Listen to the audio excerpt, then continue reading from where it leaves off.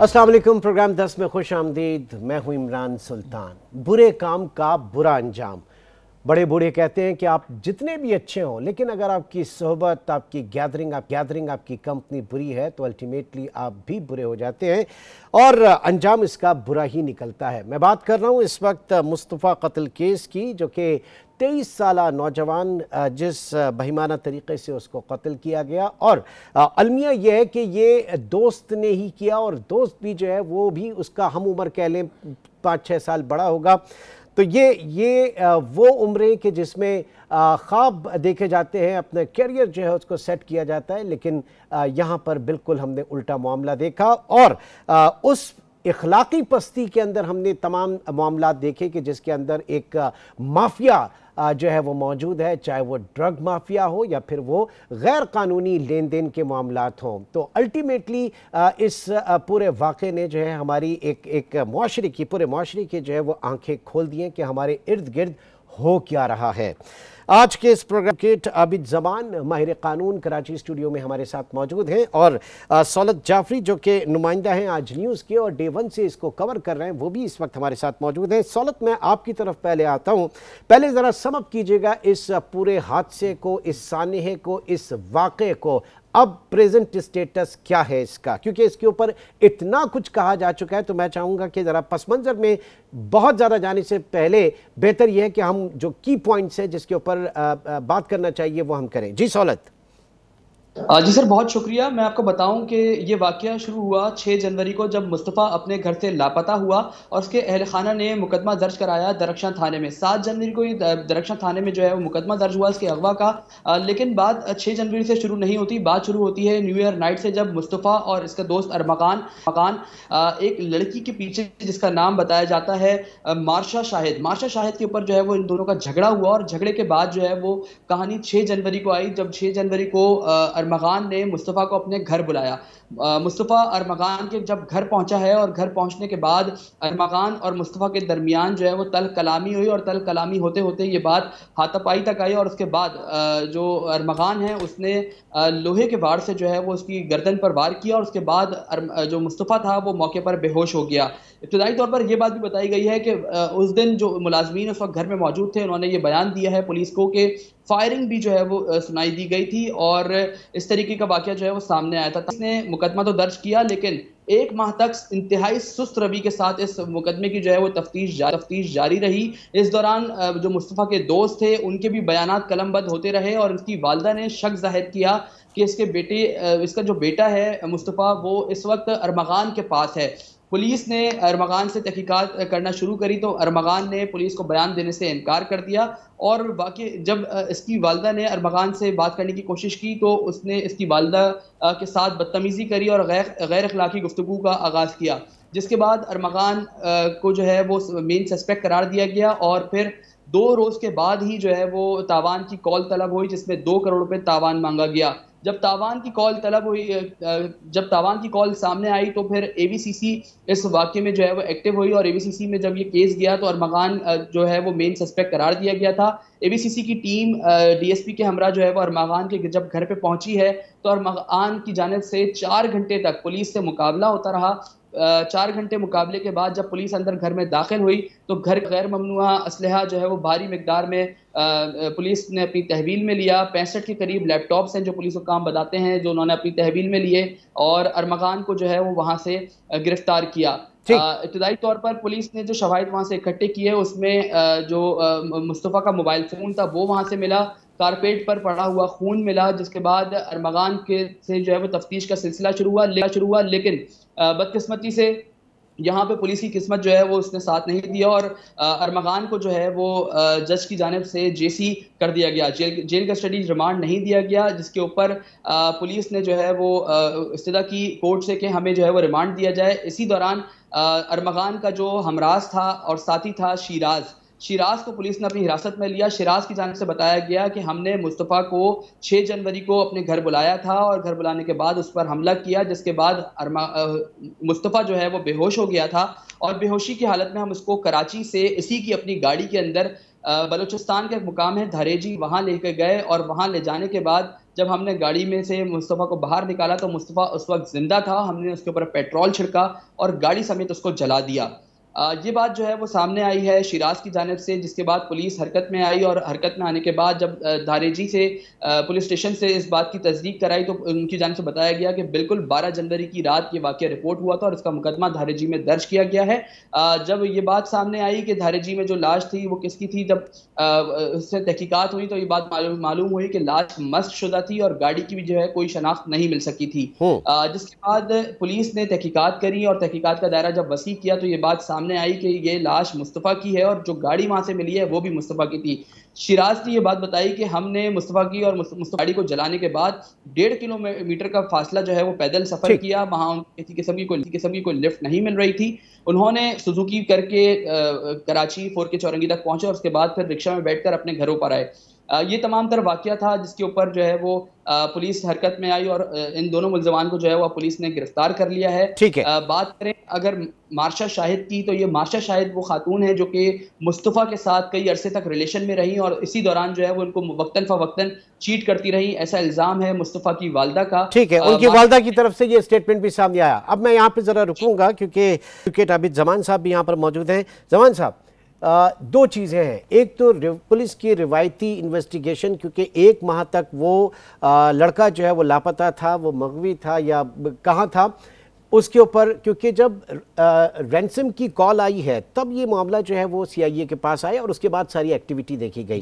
फिर दूसरा जो क्रिटिसाइज़ किया जा रहा है वो इस वक्त यहाँ पर हर कोई, क्योंकि आज जो CM सिंध हैं उन्होंने भी ये इसके ऊपर हैरत का इजहार किया कि जो एडमिनिस्ट्रेटिव जज हैं ATC 1 के, उन्होंने जेल कस्टडी क्यों कर दिया, उन्होंने पुलिस को रिमांड क्यों नहीं दिया। अगर पुलिस को रिमांड दे देते वो तो ये चीज़ें पहले ही पता चल जाती।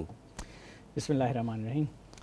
देखिए, इस केस में मैं शुरू करता हूँ जैसे इसकी गिरफ्तारी पे आते हैं कि ये गिरफ़्तार हुआ, पुलिस मुकाबले में गिरफ़्तार हुआ। तो AVCC जो है ये सिर्फ डील करती है अगवा बराए तावान की केसेस को। हाँ। तो AVCC वालों ने वहाँ रेड की, वहाँ पुलिस मुकाबला हुआ, उसमें गिरफ़्तार हुआ। AVCC वाले इसको रिमांड पे लाए। रिमांड पे जब लाए तो FIR नंबर 1, 2, 3 FIR थी, 3 FIR थी AVCC की। वो सारी पुलिस मुकाबले असले की FIR थी। हाँ। ATC कोर्ट से जो रिमांड मांगा गया वो सिर्फ इन 3 FIRों में मांगा गया था जो पुलिस मुकाबले की थी। हाँ। उस FIRों के रिमांड में जज साहब ने उनको जेल कस्टडी कर दिया। ये बात बिल्कुल गलत है। जो अगवा की FIR है उसमें रिमांड मांगा ही नहीं गया था, क्योंकि उसमें उस वक्त सिर्फ 365 है। अगर FIR आप निकाल के देखें उस केस की तो उसमें सिर्फ 365 है, 365A नहीं है। अगवा बराए तो 365 क्या है और 365A क्या है? अगवा बराए तावान 365A बनता है। अच्छा। तो जब वो 365A बनता है तो वो फिर 780A में आता है और ATC की जुरिस्डिक्शन आती है। तो 10 तारीख को जब इसको यानी रुक जाइएगा, मामला ये जो है ये जो गया अगवा बराए तावान की जो कॉल रिसीव हो गई, मिल गई, उसके बाद जो है ये FIA के पास आया ना, AVCC के पास आया और AVCC ने जो चालान वहां पर जो रिमांड मांगा वो उसके तहत नहीं था, वो सिर्फ पुलिस मुकाबले के उसमें था। जी, वो सिर्फ पुलिस मुकाबले के रिमांड था, वो भी FIR नंबर 1, 2, 3 365 के ना 365 की नहीं थी। 365 का रिमांड उन्होंने सिटी कोर्ट में मांगा था। अच्छा। उस दिन 10 तारीख को ATC एडमिनिस्ट्रेटिव जज साहब के पास FIR नंबर 12 का रिमांड पेश ही नहीं हुआ। AVCC वाले रिमांड लेने गए थे FIR 1, 2, 3 में, जिसमें उसने शिकायत की कि मुझे मारपीट की गई है, तो उसकी वजह से उसको जेल कस्टडी कर दिया गया। अब एक मिस परसेप्शन हर जगह मीडिया पे, हर चैनल पे, टॉक शोज में चल रहा है कि जज साहब ने रिमांड नहीं दिया और उल्टा जो छापामार टीम थी उसके खिलाफ ही मुकदमा दर्ज करने की कार्रवाई का हुक्म दे दिया। दो चीजें डिस्कस हो रही हैं। वो तो एक अलग मैटर है। मैं आपको एक उनकी वालदा की स्टेटमेंट बताता हूँ। वो कहते हैं मैं चैम्बर में गई और IO सब जब बात कर रहे थे तो उसने अगवा की बात ही नहीं की, तो वो तो रिमांड ही अगवा का नहीं लेकर गया था, पुलिस मुकाबले का रिमांड था वो। तो हमारी पुलिस को ये चीजें बुनियादी तौर पे पता नहीं थी क्या? मतलब इसकी मैं आपको एक्सप्लेन करता हूँ ना। जब 10 तारीख को उनको रिमांड नहीं मिला सिटी कोर्ट से, ये जेल कस्टडी हो गया। फिर अगले दिन 11 तारीख को उन्होंने रिमांड में उसमें रिमांड पेपर में इजाफा किया। वो इजाफा कर सकती है कि अभी अगवा बराए तावान का केस हो गया क्योंकि रैंसम कॉल आ गई थी 365A 780A का इजाफा करके। अच्छा। उन्होंने क्योंकि जेल कस्टडी हो गया था तो उन्होंने एडमिनिस्ट्रेटिव जज से NOC की कोशिश की कि हमें NOC दे दी जाए कि हम उसकी कस्टडी जेल से ले लें, क्योंकि उस वक्त उनका डोमेन नहीं था। सही। तो उस पे एडीसी के जज साहब ने ऑर्डर पास किया कि जीआईटी बनाई जाए। हाँ, जीआईटी बनाई जाए कि इस मामले को, तो उसकी बेस पे आप उनका रिमांड ले सकते हैं हम दोबारा। अब इसकी एक मिसाल आपको बता दो, ये जो दूसरा लड़का है शिराज अरेस्ट हुआ। हाँ। इसका रिमांड पेश हुआ 15 तारीख को और उसको रिमांड दे दिया गया। कौन सी 21 तारीख तक उसको रिमांड दे दिया। क्यों? क्योंकि जब उसका रिमांड पेश हुआ तो उसमें 788 था, तो वो एडमिनिस्ट्रेटिव जज से ही मांगा गया था और पहले जो रिमांड था वो FIR 123 में मांगा गया था एडमिनिस्ट्रेटिव। तो एक ये सब चैनलों पे मैं ये चीज़ देख रहा हूँ, मतलब इतनी मिस रिप्रेजेंटेशन कर रहे हैं, मतलब सर चैनल पे कि जज साहब ने रिमांड नहीं दिया। नहीं तो फिर उसका जो पुलिस की तरफ से आ रहा है कि जनाब हमें नहीं मिला और बदकिस्मती की बात है कि हमें रिमांड चाहिए था। वो पुलिस मुकाबले का केस था। नहीं, ओवरऑल पुलिस तो फिर इस पूरे केस को ही लेके चल रही थी ना। वो तो यहाँ पे जो लाइमलाइट में आ गए वो एडमिनिस्ट्रेटिव जज आ गए क्योंकि उन्होंने रिमांड नहीं दिया और उस पर पुलिस जो कह रही है वो बदकिस्मती से जो है हमें रिमांड नहीं दिया गया। आप पुलिस वालों से कहे कोई ऐसा पेपर पेश कर दें जिसमें उस दिन FIR नंबर 12 में एडमिनिस्ट्रेटिव जज से इन्होंने रिमांड मांगा।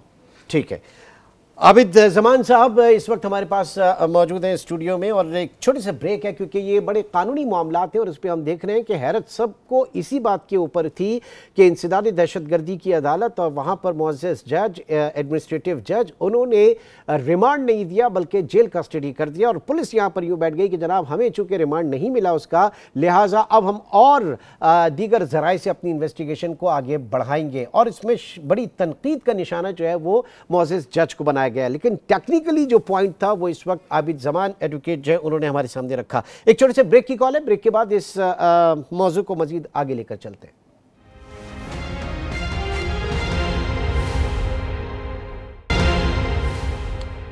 Welcome back. इस वक्त हम डिस्कस कर रहे हैं मुस्तफ़ा उमर मर्डर केस और स्टूडियो में एडवोकेट आबिद जमान जबकि सौलत जाफरी आज न्यूज़ के कॉरेस्पोंडेंट वो भी हमारे साथ मौजूद हैं। सौलत, ये बताइए अब तक क्या मालूम चल सका, ये किस तरह का कारोबार कर रहे थे और जो इतनी सारी चीज़ें उनके घर से मिली हैं, 64 लैपटॉप, फैंसी नंबर प्लेट्स की गाड़ियाँ, इसके अलावा मोशन डिटेक्टर कैमरे, फ्लैश कैमरे वगैरह भी, ये किस तरह का कारोबार कर रहे थे और इसमें कितना गैर कानूनी कार्रवाई, क्योंकि अब ये रडार के ऊपर तो आ चुका है तो तहकीकात तो मजीद और आगे बढ़नी चाहिए इस केस के अलावा भी। सर देखें, इनके कारोबार के हवाले से अगर मैं आपको बताऊं तो और मुस्तफ़ा जो हैं ये दो मुख्तलिफ कारोबार से जो है वो मुंसलिक हैं और दोनों ही इलीगल कारोबार हैं जिसमें इब्तिदाई तौर पर जो ये दोनों काम करते थे वो काम किया करते थे FIA से मुंसलिक ये काम है, साइबर क्राइम से LI का जिसे डिब्बा भी कहा जाता है। ये वो गैर कानूनी काम है जो कि बैरून मुल्क से लोगों के क्रेडिट कार्ड्स को खाली किया जाता है और अपने मुल्क में जो है वो पैसों को ट्रांसफ़र कर लिया जाता है। ये एक बड़ा सिलसिला है जो कराची शहर में तेज़ी से फैलता जा रहा है और ये ईजी मनी है लेकिन बहुत बड़ा जो है वो क्राइम देखा जाता है। वाइट कॉलर क्राइम में ये चीज़ आती है। इसके साथ ही न सिर्फ ये बल्कि इसके साथ साथ बिटकॉइन के ऊपर भी काम किया करते थे और इसके साथ ही ये भी बताया जाता है कि ये दोनों मंशियात फरोश भी थे। हाँ। मुस्तफ़ा की जो एंटी नार्कोटिक्स फोर्स में 2024 में एक FIR हुई थी जिसमें ये मंशियात फरोख करते हुए पाया गया था और इसी तरीके से अरमगान भी जो है वो कई दफ़ा मंशियात के केस में गिरफ्तार होकर जेल जा चुका है। दोनों साबका क्रिमिनल रिकॉर्ड के हामिल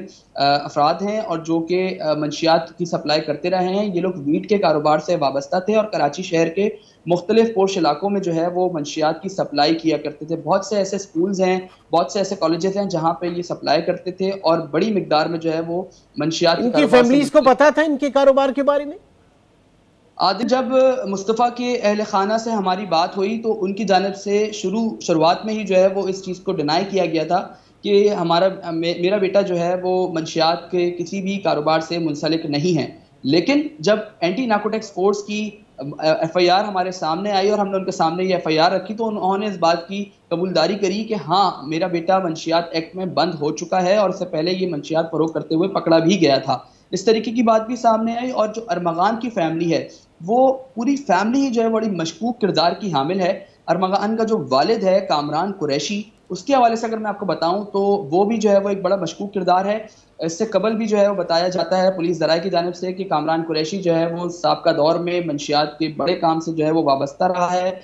इस वक्त बैरून मुल्क की शहरियत जो है वो उसने रखी हुई है इस्लामाबाद और उसी का कोर्ट के अंदर बड़ा जो हंगामा किया है वो अमेरिकन सिटीजनशिप के हवाले से उन्होंने बड़ी धौंस धमकी देने की कोशिश की है। ठीक है, जरा आबिद जमान साहब की तरफ आता हूँ। आबिद साहब, ये LI जो कहेंगे क्या है, आपकी नॉलेज में है ये किस तरह क्या है? ये होते ये है कि मुख्तलिफ बैंक्स हैं अमेरिका में, बाहर मुल्कों में, वो डेटा वहाँ से चोरी करते हैं। या तो वहाँ के एम्प्लॉयज़ होते हैं या वो जो कार्ड चोरी हो जाते हैं, मगर मेजॉरिटी ये होते हैं कि जो बैंक होते हैं उन्हीं के लोग मिले हुए होते हैं, वो डेटा सोल्ड करते हैं यहाँ पे। अच्छा। उस डेटा पे फिर ये लोग उन कार्ड्स को स्वेप करते हैं यहाँ पे किसी भी शॉप पे, वहाँ पे बाहर, और वो जो पैसे होते हैं उसकी बाइंग करते हैं या डायरेक्ट डॉलर्स जो होते हैं अपने किसी अकाउंट में होता है, वो ये वाला काम है। मतलब ये है कि दूसरे अकाउंट से पैसे चोरी करते हैं। ये तो बहुत अरसे से चल रहा है। इवन यहाँ पे पाकिस्तान में टिकटिंग भी इसके थ्रू खरीदी जाती थी, जो आपको सस्ते टिकट्स मिलते थे, आपने कभी सुना होगा केयर टिकट, काफी सस्ते, तो वो इसी तरीके से होता है ये। तो इसमें कोई केस, कोई पेशरफ्त हुई, कोई पकड़ धकड़ हुई कभी? ये FIA का मैटर, बिल्कुल पकड़े जाते हैं। FIA एस्टैब्लिश केसेस तो होंगे ना आपके साथ? बहुत सारे केसेस हैं, बहुत सारे केसेस हैं, बहुत सारे लोग पकड़े भी गए हैं। इस पे तो FIA भी काम करती है। इवन इसकी लीड्स मतलब अमेरिका तक भी जाती है कि वहाँ से कौन से मुल्क से, यूरोप से, जहाँ से भी कार्ड चोरी होते हैं वो इस पे वो। और इतने यंगस्टर्स 22-23 साल के लड़के सर, यंगस्टर इसलिए कि वो IT से के प्रोफेशन से रिलेटेड होते हैं। हाँ। एक जो बड़ी उम्र का आदमी होता है उसकी वो IT सेवी है, टेक्नोलॉजी से वो हैं, तो अब वो घर बैठ के लैपटॉप लेते हैं, इसके लिए हायर करते हैं। ये नाइट शिफ्टों में जो अक्सर आप देखते हैं नाइट शिफ्टों में काम करते हैं, अमेरिका में कॉल्स मिलाते हैं, उनके कॉल सेंटर्स होते हैं, वहाँ मेजॉरिटी कॉल सेंटर से ये काम हो रहे होते हैं। और पाकिस्तान में हो रहा है ये काम बड़े पैमाने पे? बिल्कुल हो रहा है। ठीक है, जहाँ हो रहा है वहाँ पर हो रहा है। बिल्कुल ठीक है। अच्छा, इसके अलावा ये देखें क्रिमिनल रिकॉर्ड तो पीछे है ना पूरा, ये ड्रग पेडलर भी रहे। अब एक आसान सी बात है, आप उसमें गाड़ियाँ देखें उनके पास जो है, उस घर में जिस पे पुलिस मुकाबला हुआ वहाँ कोई फैमिली नहीं थी। ठीक है, जो मुस्तफ़ा लड़का है उसके पास भी ऑडी गाड़ी थी, जो मैंने उसमें पिक्चर्स में देखी है, उसके पास भी फोर्ड गाड़ी है। हाँ। तो फैमिलीज कोई पूछने वाला नहीं। तो हमारी जो सिक्योरिटी के हवाले से ये जो हमारी एजेंसीज हैं उनको नहीं पता होता ये सारी चीज़ें इस टाइप की? देखें, ऑर्गेनाइज क्राइम जो होते हैं वो बड़ा ऑर्गेनाइज होता है। वो इलाके में अगर चलते तो किसकी सरपरस्ती में चलते हैं? हाँ, वही कह रहा हूँ ना कि बड़ा ऑर्गेनाइज होता है। Well organize. एक बात मैं यहाँ पे ऐड करना चाहूंगा आपकी इसी गुफ्तगू के अंदर, कि जिस तरीके से आपने बोला कि पुलिस को जो है वो इस बारे में इल्म नहीं था, तो यहाँ पे ये चीज़ भी है कि जो मुस्तफ़ा के पास गाड़ी थी मार्क एक्स, वो भी अब ये बात सामने आ रही है कि वो भी नॉन कस्टम पेड गाड़ी थी, और ये गाड़ी कराची दरख्शां थाने की हुदूद से बलोचिस्तान धारेजी तक गई है। उस पर ना नंबर प्लेट थी, उसमें मुस्तफ़ा बंधा हुआ जो है वो अंदर पीछे बैठा हुआ था। 3 लड़के थे मुस्तफ़ा समेत जो कि धारेजी तक गए, और धारेजी तक पहुंचने में पुलिस समेत दीगर कानून नफिज करने वाले इदारों की कम से कम 7 चौकियां आती हैं, और ये वो 7 चौकियां हैं जहां से स्मगलिंग का सामान भी जाता है और नॉन कस्टम पेड गाड़ियां भी जाती हैं और आती हैं। इस 7 चौकियों के ऊपर सख्त तरीन सिक्योरिटी हिसार के बाद ही जो है वो उनको बलूचिस्तान जाने की इजाजत दी जाती है। ये तमाम वाक़े के अंदर, और मैं आपको ये भी बता चलूं कि 2-3 माह कबल एयरपोर्ट के ऊपर बलूचिस्तान लिबरेशन आर्मी की जानिब से एक धमाका खेज मवाद सामने आया था और एक बड़ा ब्लास्ट किया गया था। तो ये वही रास्ता था जहाँ से जो है वो चौकियों को क्रॉस करते हुए ये BLE की टीम आई थी, और जो CCTV फुटेजेस सामने आई थी उसके बाद सिक्योरिटी को मजीद बढ़ा दिया गया था। लेकिन जब मुस्तफ़ा को यहाँ से धारेजी ले जाया जा रहा था बांध कर, उस वक्त जो कानून नाफिज करने वाले इदारे थे वो कहाँ थे? ये एक बड़ा सवालिया निशान है सिक्योरिटी के ऊपर कि किस तरीके से उन्होंने इस रास्तों को जो है वो क्रॉस किया, और जो उस वक्त चौकी लोग मैं रखता हूँ ये सवाल आबिद जमान साहब की तरफ। आबिद साहब, ये तो पूरा इस एक वाक़े ने पूरा हमारा सिस्टम जो है उसको एक्सपोज कर दिया। ये सबको पता है, इस शहर में जितने पैसों वाले थाने उसकी बिड लगती है, उसमें पोस्टिंग ऐसी नहीं हो जाता, SHO ऐसे नहीं लग जाता।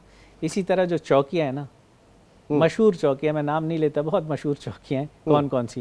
नहीं, हमने तो ये सुना जनाब वो ये इनमें तो रिश्वत भी है, अब डिजिटल करेंसी में ली जा रही है, उनके वॉलेट्स के अंदर बिटकॉइन डाल दें और दूसरी करेंसीज आप डाल दें। ये इस लेवल पे जाके पाकिस्तान में रिश्वत ली जा रही है। तो रिश्वत अब बिटकॉइन में ली जाएगी तो उसको आप ट्रेस भी नहीं कर सकते ना। एग्जैक्टली, कैसे ट्रेस करेंगे? और हर चौकी के इन्होंने जैसे कहा 7 चौकी, उन 7 चौकियों के पैसे फिक्स है। जो क्राइम हो रहा है, मतलब डीजल आ रहा है, छालियाँ आ रही है, मनशियात आ रही है, तो उन्हीं चौकियों से गुजर के आती है ना। बायर तो कोई चीज नहीं आती। मतलब ये लड़की का पहलू जो है ये एक नया है, इसमें ये नया है, अदरवाइज बाकी सब जो है वो चल रहा है। ओपन सीक्रेट्स है, मतलब इसमें कोई ढकी छुपी बात नहीं है। ये सब चौकियां फिक्स हैं, इन सब चौकियों के पैसे हैं, आप पैसे दें, आप कुछ भी ले जाएं। ठीक, इसके पास अब ये जो बात हुई कि जिस तरीके से आज शुरू हंगामा किया गया, वहाँ पे ये कामरान कुरैशी जो बात की जा रही है इस अरमगान के वालिद की, और ये US सिटीजनशिप है जो इन्होंने वहाँ जो है वो बड़ा चीख के बताया, इसका असर पड़ता है इन चीज़ों का? उसको कानूनी रास्ता अपनाना चाहिए। अगर उसको कोई पुलिस से कोई शिकायत है, जैसे उसने कहा कि मेरे घर डकैती हुई, तो जाके FIR कटवाएं, एप्लीकेशन दे मुतलका थाने में। वो जो फॉरम है एडमिनिस्ट्रेटिव जज का, ATC का, वो उनका डोमेन नहीं है। अगर उनका घर साउथ में है तो DJ साउथ के पास एक एप्लीकेशन है, पहले तो मुतलका थाने में एप्लीकेशन दे, फिर उसके बाद अगर थाने वाले उनके साथ कोई कॉपरेट नहीं करते तो फिर वो DJ के पास जाए, DJ साउथ के पास। मगर बात यह है कि पहले ये तो साबित हो कि जो चीज़ें पुलिस ने उठाई हैं उसकी बाकायदा मेमोज बने होंगे। तो अगर किसी चीज़ का मेमो बना है तो वो चोरी या डकैती नहीं है। हाँ, अगर उनका कोई क्लेम ऐसा है जो उस मेमोज में नहीं है, मतलब लैपटॉप है, एक मिसाल है उनके 200 लैपटॉप थे, हाँ, और उन्होंने शो किए 50 लैपटॉप, हाँ, तो वो 150 लैपटॉप का है।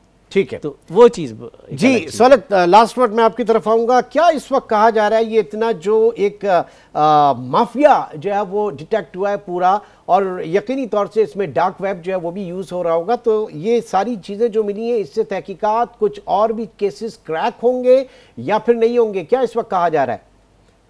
सर देखिए, अभी जो मेन चीज़ यहाँ पर है, जो अब आज इनको अरमगान का रिमांड मिला है, असल कहानी अब शुरू होगी, क्योंकि जो मरकज़ी मुलजिम है उसका रिमांड आज दिया गया है और ये रिमांड जो है वो 21 फरवरी तक पुलिस के पास है। इसमें मज़ीद तहकीकात में जो है वो चीज़ें सामने आएंगी। और यहाँ पे एक नई चीज़ ये भी है जो आज पुलिस ज़राए की जानिब से मालूम हो सकी है कि जो मार्शा शाहिद नामी खातून है, जो कि वाक़ये के 6 रोज़ के बाद कराची से वापस अपने बैरून मुल्क रवाना हो गई थी 12 जनवरी को, हाँ, उनसे भी अब इंटरपोल के जरिए जो है वो रवाबित शुरू कर दिए गए हैं। उनको भी शामिल तफ्तीश करने के लिए पुलिस ने कोशिशें जो है वो शुरू की हैं। तो यहाँ पे मामला जो है वो मजीद आगे भी जाएंगे। और इसके साथ साथ जो एक चीज़ बहुत तेज़ी से कराची शहर में जो है वो रूमर्स घूम रहे हैं कि जो अरबहाम है, ये लड़का जो है वो कोई बहुत ही पावरफुल शख्सियत का मालिक है और इसके पीछे बहुत कोई लोग मौजूद हैं। तो ये बहुत सारे सवालात हैं जिनके जवाबात आना अभी बाकी हैं। पुलिस हुक्काम भी जो है बहुत सारी चीजें छुपा रहे हैं, तफ्तीश में बहुत सारे कोलैप्स सामने आ रहे हैं। जी जी जी, मैं जरा बिल्कुल लास्ट पॉइंट यहाँ पे लेना चाहूंगा जमान साहब का। जी देखिए, इसमें एक चीज़ पुलिस ने कहा कि इसने इंकशाफ किया, और मकान के बारे में एक बात करूंगा, तो पुलिस के सामने कन्फेशन की कोई हैसियत नहीं होती। ठीक है, एक बात ये भी की जा रही है कि उसने कन्फेशन किया था, तो पुलिस को चाहिए था उसका 164 का स्टेटमेंट कराते, मजिस्ट्रेट के पास उसका 164 का स्टेटमेंट कराते, तो वो बैकअप होते उस स्टेटमेंट पे। अच्छा, पुलिस के पास ये पावर्स भी है, 21H एक इनके पास पावर्स हैं, पुलिस पावर्स हैं, वो अपने SSP के सामने उसका बयान करवा देते, ओके, ठीक है, इक्वल टू 164, पर वो भी नहीं कराया, वही मजिस्ट्रेट के सामने का जो है वो कंसिडर होता। चलें जी, यकीनन जो लकुनाज हैं वो बिल्कुल है, लेकिन इस पूरे केस में जो राइट और लेफ्ट ये केस घूमा, उससे बहुत सारे हकाइक जो हैं वो, और यकीनन तल्ख हकाइक हैं। अब देखना यह है कि इसमें मज़ीद जो इंक्वायरीज वो कहाँ जाती है, और ये पूरा जो इस वक्त ग्रोह है, जिसे हम यकीनन ग्रोह कहेंगे, ये माफिया है, वो किस तरीके से डिटेक्ट होता है और उसके साथ रियासत क्या करती है, ये अहम तरीन सवाल ये होगा। बहुत बहुत शुक्रिया एडवोकेट आबिद जमान हमारे साथ मौजूद थे, और सौलत जाफरी भी हमारे साथ मौजूद थे। एक छोटे से ब्रेक, और ब्रेक के बाद कुछ और मौज़ूआत आपके साथ डिस्कस करेंगे। एक छोटे से ब्रेक के बाद दोबारा मिलते हैं।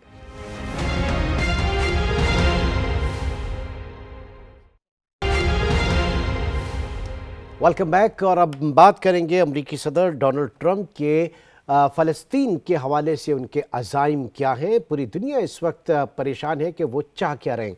हमारे साथ इस वक्त मौजूद है डॉक्टर कमर चीमा, जो कि एग्जीक्यूटिव डायरेक्टर हैं सनोबर इंस्टीट्यूट के, थिंक टैंक है, और माहिर जो है वो तजियाकार हैं। बहुत बहुत शुक्रिया डॉक्टर चीमा आपके वक्त का। सबसे पहले डोनाल्ड ट्रंप का जो बड़ा बिजनेस है अमेरिका में, वो जाने जाते हैं एक रियल इस्टेट मैन कहलाते हैं, रियल इस्टेट डेवलपर के हवाले से। तो क्या इस वक्त गजा को जिस ऐनक से देखा जा रहा है वो उसी ऐनक से देख रहे हैं जैसे एक आम रियल इस्टेट का बंदा जो है, जो बिजनेस टाइकॉन जो है, वो देखता है ज़मीन को? बहुत शुक्रिया इमरान साहब। देखिए, पहली बात तो ये है कि ये इसके ऊपर बड़ी बात हो रही है कि ये जो क्वेश्चन है कि गज़ा के लोगों को ये कहना कि आप यहाँ से चले जाएं, आपको वहाँ पे आने का हक नहीं होगा, ये जगह जो है तबाह हो चुकी है, हम आपको दोबारा बना के देंगे। मैं समझता हूँ बहुत सारी दुनिया इसको एथनिक क्लिनजिंग का नाम दे रही है कि आप सिस्टमैटिकली एक पूरी की पूरी जो है वो हिस्ट्री रिमूव कर देना। वो भले 2.3 मिलियन लोग हों गजा के अंदर, लेकिन इसके ऊपर आपको पता है अरब वर्ल्ड का भी एक व्यू आया है, इंटरनेशनल कम्युनिटी, इवन ऑस्ट्रेलिया, जो वेस्टर्न ममालिक जो हैं उनका भी व्यू आया है कि ये मुनासिब चीज़ नहीं है। मैं समझता हूं कि, और ख़ास तौर पे कई लोगों का तो ये भी कहना है कि जो ट्रंप फैमिली जो है, क्योंकि उनके रियल स्टेट में इंटरेस्ट होते हैं, तो वो शायद इसको इस एंगल से देख रहे हैं, बहुत लंबी सी कोस्ट है, इसराइल का हिस्सा बन जाएगा और हम यहाँ पे जो है ये trillions of billions of dollars की हम फ़ायदे लेंगे। सो मेरा ख्याल है कि लार्जली लोगों ने इसको रिजेक्ट किया है, लोगों ने इसको मजाक समझा है और इसको एथनिक क्लिनजिंग जो है उससे डिनोट किया है। तो चाहते क्या है, पहले तो ये बताइएगा कि इसके पीछे जाहिर है कि एक इतनी बहुत दुनिया का सबसे तरीन शख्स अगर कहा जाए वो अमरीकी सदर होगा, तो इस फिलॉसफी के पीछे है क्या दरअसल? मेरा ख्याल ये है कि इवन के अमेरिकन जो स्टेट डिपार्टमेंट है और जो अमरीकी अदारे हैं, मैं समझता हूं कि वो भी नहीं समझ पा रहे कि डोनाल्ड ट्रंप क्या चाहते हैं। एक दिन वो और बात करते हैं, दूसरे दिन वो और बात कर रहे होते हैं। तो मेरा ख्याल है कि वो एक कंफ्यूज सी पॉलिसी है उनकी, जिसको अमरीकी अदारों के अंदर भी समझने की कोशिश की जा रही है। लेकिन जैसे फॉर एग्जांपल अभी हाल ही में आपने देखा कि जॉर्डन के जो है बादशाह वहाँ पे मौजूद थे और उनकी बड़ी जो है वो मीडिया के ऊपर बात चल रही है कि जिस अंदाज से उनसे बात की गई वो भी एक बड़ी अजीब थी। सो ट्रंप क्योंकि उस तरह एक कन्वेंशनल पॉलिटिशियन नहीं है जो नहीं, लेकिन सिर्फ अगर ये कहना डॉक्टर साहब के एक कन्वेंशनल पॉलिटिशियन नहीं है और उस अंडर कार्पेट जो है वो बहुत सारी चीजें डाल देना, ये तो पूरी दुनिया का नुकसान है, बिलखुसूस अमरीकी रियासत का बड़ा नुकसान है इस तरह के तर्ज अमल से। देखिए ये बात बिल्कुल सही है, लेकिन लार्जली देखना यह है कि उनके पास एक मैंडेट है। हाँ। वो मैंडेट लेके आए और वो समझते हैं कि मैं जो भी कर रहा हूं ये मेरा मैंडेट है और मुझे कोई बंदा पूछ नहीं सकता। आप मुझे बताएं, अभी हाल ही में ये म्यूनिख सिक्योरिटी कॉन्फ्रेंस हो रही है, अमेरिकी वाइस प्रेसिडेंट ने कहा है कि भाई आप वेस्टर्न ममालिक अपने पैसे दें, हम आपको प्रोटेक्ट नहीं कर सकते। सो यूक्रेन के हवाले से भी यही बात कर रहे हैं कि जनाब हमें जो है वो इस मसले को हल करना है, यूक्रेन को कंसेशंस देनी पड़ेंगी, रशिया को जो हौसला उसने ऑक्यूपाई कर लिया है, हाँ। जो एरिया ऑक्यूपाई कर लिया उसके ऊपर बात नहीं होगी। सो वो बड़ी अनकन्वेंशनल सी बातें करते हैं। बाइडेन एडमिनिस्ट्रेशन तो 3 साल जो है वो मैक्रोन को सपोर्ट करती रही, एमिनल उसको यूक्रेनियन प्रेसिडेंट को, वो तो असला देते रहे, इन्होंने आके स्टॉप कर दिया। ये एक और एंगल से सोच रहे हैं। हाँ। सो बिल्कुल ये एक अप्रोच डिफरेंट है। ये अप्रोच है, वो कहते हैं कि मैं दुनिया के सामने एज ए पीस मेकर के तौर पे आना चाहता हूं। ऐसा प्रेसिडेंट जो जंगें बंद करे उसके लिए कोई भी कॉस्ट जो है वो देनी पड़ सकती है। सो मेरा ख्याल है कि वो इसी तरह के फैसले जो हैं वो देखने को सुनने को मिलेंगे। इवन कि आपको याद है कि आते सारी उन्होंने जो इजराइल और गजा की जंग बंद करवा दी और Israeli prime minister Benjamin Netanyahu को इवन कोर्ट्स किया कि तुम्हें यह हर कीमत पे बंद करनी पड़ेगी, सीज फायर करना पड़ेगा। और ये वही सीज फायर है जो 1 साल पहले प्रपोजल आया था, वो नहीं माने, बाइडेन कमजोर थे, 1 साल बाद वही सीज फायर जो है उसको मान गए। सो ये एक अनकन्वेंशनल पॉलिटिशियन है। मेरा ख्याल है इसी तरह से ही चीजें हमें नजर आती रहेंगी। और अरब वर्ल्ड किस तरह से देख रही है, क्योंकि वो ये चाहते हैं कि जनाब ये आपके इजिप्ट और जॉर्डन जो है वो अपना स्पेस खोले, वो जगह फराहम करे, वहाँ से हिजरत हो, जिसका वो जबरी हिजरत की जो है वो एक रंग देना चाहते हैं। एनीवे, और उसके बाद सऊदी अरब जो है वो इसको स्पॉन्सर करे इन सारी चीज़ों को। तो अरब वर्ल्ड जो है वो इस वक्त कहाँ खड़ी है? देखें, जारी बात है, इजिप्ट और जॉर्डन के बारे में जो बात उन्होंने की वो क्योंकि उनको पता है कि दोनों ममालिक जो हैं वो कॉम्प्रोमाइज्ड हैं। मेरा ख्याल है यही दोनों ममालिक हैं कि जब यूएस एड की दुनिया में एड बंद हो गई, इन मुल्कों की नहीं हुई, तो वो समझते हैं कि ये कॉम्प्रोमाइज्ड मुल्क हैं, तो इनको हम जो मर्जी कह सकते हैं, करवा सकते हैं। पहली बात। दूसरी बात यह है कि एक तस्वर ये लिया जा रहा था कि जिस तरह ट्रंप के पहले दौर में अब्राहम अकॉर्ड हुआ था जिसमें कुछ मुल्कों ने डिप्लोमेटिकली इंगेज किया था अमेरिका इजराइल के साथ, हाँ। तो शायद अब्राहम अकॉर्ड 2.0 की तरफ चल पड़े और नॉर्मलाइजेशन हो गई। लेकिन ये जो आइडिया ट्रंप का आया है, ये बेसिकली ट्रंप के बारे में ये भी कहा जाता है कि वो पहले अपना जो हरीफ होता है, ओपोनेंट है, उसको एक बड़ी डिफिकल्ट सिचुएशन में लेते हैं, स्ट्रेस में लाते हैं और फिर उससे इंगेज करते हैं। लेकिन समटाइम्स वो फायर बैक भी कर जाता है, जिस तरह कनाडा के सिलसिले में, जब कनाडा ने कहा कि हम जो है वो वापस टैरिफ्स लगाएंगे 25% तो अमेरिका। सर वो तो स्टेट बनाने पे तुले थे, स्टेट बनाना चाह रहे थे कनाडा को। वो तो अभी भी तुले हुए हैं, अभी भी कह रहे हैं कि वो 51st होगी हमारी स्टेट। पॉइंट ये है कि जो अरब ममालिक हैं शायद वो ये तस्वर कर रहे हों कि जो इब्राहिम अकॉर्ड 2.0 की तरफ जाएंगे, लेकिन लग ये रहा है कि पहले ये कोर्जन करना चाहते हैं, अगर ये नहीं होता तो फिर डिप्लोमेटिक सोल्यूशन की तरफ जाएंगे, और दूसरी तरफ वो कहते हैं कि मैं जंगें बंद करूंगा। सो वो कोई मिलिट्री सोल्यूशन की तरफ तो नहीं जाएंगे, लेकिन डिप्लोमेटिक प्रेशर, टैरिफ वॉर्स नहीं, अच्छा, ये अल्टीमेट टैरिफ वॉर्स को अगर आप देखें, ठीक है, अगर वो कनाडा के ऊपर कर रहे हैं, चाइना के ऊपर कर रहे हैं और दूसरी स्टेट्स के ऊपर कर रहे हैं, 10 to 25% जो है वो टैरिफ इंक्रीज कर रहे हैं, अल्टीमेटली इसका लॉस तो अमेरिकन शहरियों को होगा ना। जो दूसरों की एक्सपोर्ट्स हैं, जो अमेरिकन इंपोर्ट्स होंगी, वो अमेरिकी शहरियों के लिए महंगी हो जाएंगी। देखिए वो बिल्कुल इसीलिए तो देखिए ना, इसे प्रेशर टैक्टिक के तौर पे देखा जाता है, इसको इस तरह नहीं देखा जा रहा। देखिए आज अमेरिका, यूरोप के अंदर बातें की जा रही हैं कि जी ग्लोबल सेस्मिक शिफ्ट्स आई हैं, कि मतलब इतने बड़े पैमाने पे अब यूरोप इस चीज़ को बात कर रहा है कि हमें अपने दफा पे काम करना पड़ेगा, हम अपनी हर चीज़ सेपरेट करेंगे, हम अमेरिका पे एतबार नहीं कर सकते। सो इस तरह की जो लीडरशिप है वो इस तरह की बातें करेगी। बाइडेन जब 2024 में आए, 2020 में आए थे, तो उन्होंने कहा था डिप्लोमेसी इज बैक। आज फिर हम देखते हैं कि डिप्लोमेसी फिर भाग गई, और वो अमेरिकन जो यूरोपियन सारे देख रहे हैं कि भाई ये किस तरह का मुल्क है कि हमें पहले एश्योरेंसेस दी, गारंटीज दी, ट्रांस अटलांटिक जैसे अलायंस की है, लेकिन इनके पास सोल्यूशन ही अब कोई नहीं, अभी हमें प्रेशराइज कर रहे हैं। इसी तरह मेरा ख्याल है कि अरब वर्ल्ड भी जो है वो बर्दाश्त करेगी इन प्रेशर को, क्योंकि डोनाल्ड ट्रंप किसी को फोर्स तो नहीं कर सकते, और अरब वर्ल्ड से बड़े पैमाने पे तेल आता है, और जब उनको defence and state department and pentagon उनको देंगी, ब्रीफिंग्स देंगे, तो मेरा ख्याल है with every passing day Donald Trump अपनी तमाम की बातों से बैक करेंगे। चलिए जी, बहुत बहुत शुक्रिया, बहुत बहुत शुक्रिया। डॉक्टर कमर चीमा हमारे साथ मौजूद थे। बात सिर्फ इतना को नुकसान हो ना हो, लेकिन इस तरह की पॉलिसीज से खुद अमेरिका का जो है वो बड़ा नुकसान हो सकता है, और उनकी ये पॉलिसीज जो है अमेरिका के ऊपर काफ़ी भारी पड़ सकती हैं। आज के प्रोग्राम से इतना ही, इंशाल्लाह आपसे कल मुलाकात होगी। अपना बहुत ख्याल रखिएगा। अल्लाह हाफिज़।